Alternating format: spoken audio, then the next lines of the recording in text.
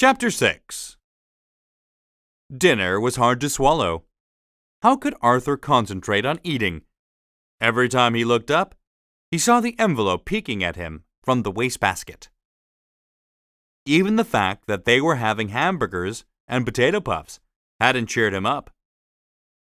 His partly eaten hamburger sat on the edge of his plate like a crescent moon. Usually he piled the potato puffs into a castle wall and then lined up the green beans like alligators in the moat. But tonight he had only stamped the puffs and beans down with his fork. They looked like little shredded carpets. "Are you trying to save wear and tear on your teeth, Arthur?" asked his mother. Arthur looked confused. She pointed to his plate. "All that mashing. You still have to eat them, you know. We don't want to waste food." Arthur took a small bite. His father helped himself to some salad. "You're awfully quiet tonight, Arthur," he said. Arthur squirmed in his chair. "We worked hard in school today." He looked at his father. "When you were in school, were tests important?" "Oh, yes.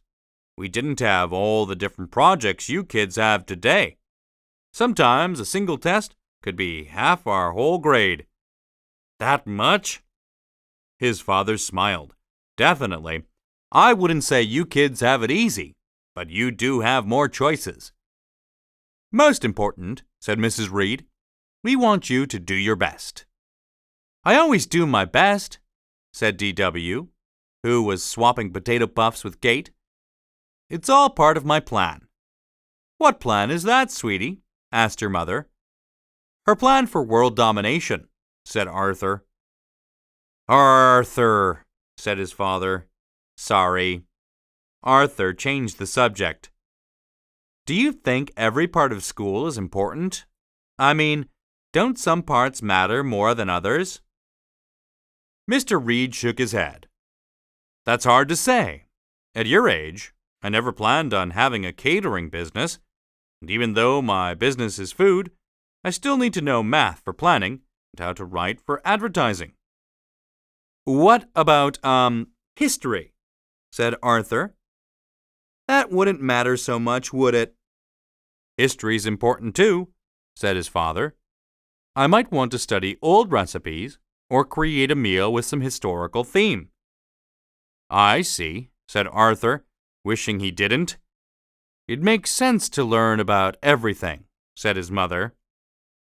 "You can't tell when it might come in handy later on." She looked down the table. "Arthur, pass me the potato puffs, please." Arthur picked up the bowl. D.W. smiled. "Arthur, isn't there anything else you'd like to give Mom while you're at it?" Arthur just barely kept himself from kicking D.W. under the table. "Just my thanks," he said, "for making this great dinner." He forked up some mashed puffs and beans and filled his mouth. His mother looked at him.